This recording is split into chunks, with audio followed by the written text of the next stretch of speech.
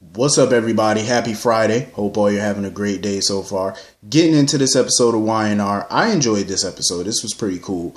I did like the little interview that Mariah did with Abby and Lola. It was a nice little interview that she did with them.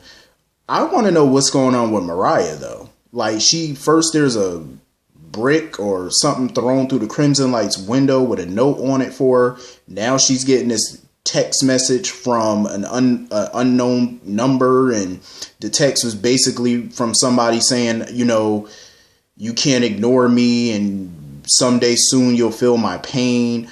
I'm like, who the hell is sending her these texts and all these threatening letters? And then when she was at Crimson Light, some guy bumped into her pretty hard and just kept walking as she was calling out to, trying to get him to stop. I'm like, what the hell is going on? Like, is it somebody from her past that maybe she forgot about? Like, what is going on here? I have to say, I think at this point she need to get some type of security.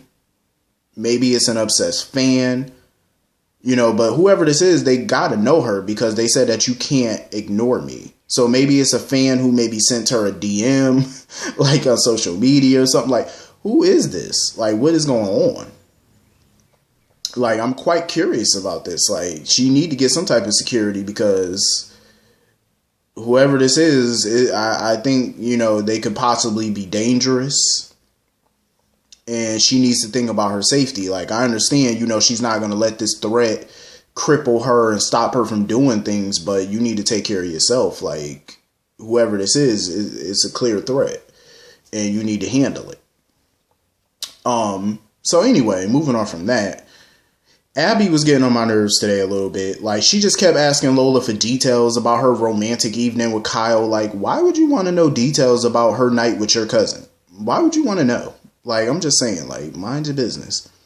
Like, what you want her to tell you about how the sex was and stuff? Like, why would you want to know that? That was with your cousin. So what would you want to know that for? I'm just saying, like, Abby needs to chill out. Like, she looked like she was all disappointed and frustrated because Lola wouldn't tell her. It's none of your business. Like, if it was just another, like a different guy that Abby wasn't related to, then I could see Lola telling her, but this is your cousin. Like, why would you want to know that? I'm just saying. So anyway, Kyle, he just got himself all up in a mess. Like, he's in a sticky situation here. Like, you're trying to have this relationship with Lola, as unconventional as it may seem, but you got Summer over here that you have to work with every day. You know what I mean? Like, and first of all, I understand Summer not wanting to quit her job at Jabot. I get it. But at the same time, it's clear there's an agenda as to why she doesn't want to quit. It's obvious because she wants to be close to Kyle. She knows that if she's no longer at Jabot, she's not going to see him on a regular basis like that. And she knows that. And this is just her way to, keep tabs on him and be in his orbit and stuff like that. Now, they had a meeting with Rebecca Barlow. That meeting was so stupid. First of all, she's sitting there calling them the whiz kids and stuff. They are not no whiz kids. The idea that Summer and Kyle came up with, it's a generic idea. Not saying it's a bad idea. It's a good idea, but it's a generic. It's not something that would wow a person.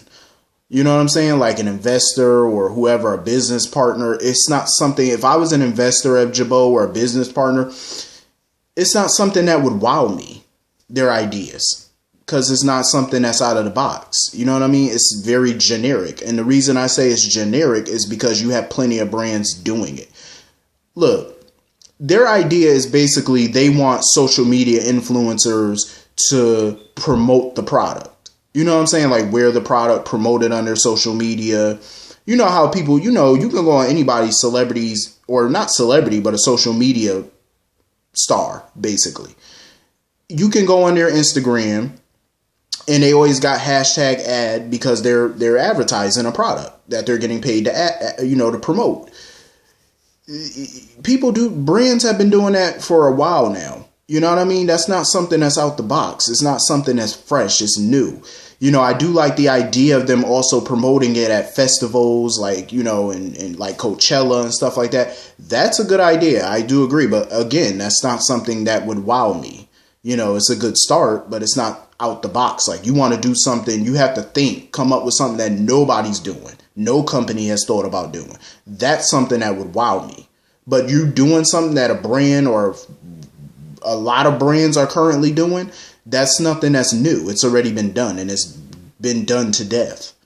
You know how many fashion companies and all type of energy drinks and just any type of brand, they always go to social media influencers, YouTubers, whoever, to, real celebrities with real talent. They go to them to promote their stuff. That's not something that would just, I love this idea. I love this idea. No, it's generic. Like, I'm being honest, So now they need to pull their resources and stuff like that and use their contacts and connections to get the ball rolling on this project and get this Jabot collection out there. Kyle wants to use some of his New York contacts and stuff like that. So, of course, Summer uses this as an excuse to get Kyle by himself and away from Lola for a few days. Because the connection that Kyle has called and Summer talked to him, and basically they're going to New York tonight, just her and Kyle. I'm like, of course. She had that little slick smirk. I knew Summer wasn't going to let this go. I knew she was going to chase after Kyle like some little puppy, because she definitely don't want Lola to have him. But it was smart of Lola, though, because Lola, Kyle forgot his tablet at the restaurant. So, of course, she brung it to Kyle as an excuse to see him again. This little game that Summer is playing is just a repeat of what Phyllis used to do. That's all it is. Like, she's not doing nothing new, and it's not even surprising that she's doing this. Summer just need to stop this nonsense. Like, just give the boy his divorce and move on. You know what I mean? Like, go find you somebody who's going to love you for you, not for your looks or your trust fund, your money or whatever. Get somebody that's going to want you for who you are as a person on the inside, not from the outside. Because right now this whole storyline is kind of making Kyle look like a wuss. It's making Summer look pathetic and desperate and thirsty. Speaking of thirsty, Rebecca Barlow. She's the epitome of thirst. Like, the way she be just coming after Nick every time she see him. Nick is not, and she realized that Nick is not the type of person who's into one night stands. Like, he's not into hookups and stuff, just casual sex. He's into dating, relationships. That's what he's into. And she's not into that. And Rebecca made that quite clear.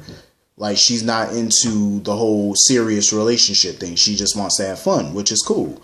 But it's clear that Nick wants something real. He wants something more. I don't know what they're doing with Nick at this point. Because, when I see Nick nowadays, he just looks bored. Like, the way he be moping around the house and stuff, he just seems bored. It's like, he ain't got nothing exciting going on in his life. And I wish that they would do something with him. Because it's like they have it just looks like they don't have no real direction with him. At first, it looked like they were starting to have a direction with him when he started Dark Horse and stuff like that. But now, a lot of days, you just see him walking around, moping around the mansion and with nothing to do. Like, they need to give Nick something to do, because clearly he's bored. And I wouldn't be surprised if the actor was bored, because he really has no story, no direction, nothing. I did love the scene with Summer, Kyle, and Dina. Like, Dina came to Jabot thinking that she was having some lunch with John. But I love the way Kyle and Summer played it off, pretending to be Jack and Ashley, playing it off and stuff like that. I like it, the way that they handled the situation. Summer was so patient with her and kind and sweet. That's the type of character I love of Summer, like when she's that type. Instead of being pathetic and whiny and thirsty. But I love this side of her. It was a beautiful thing. I like what they did.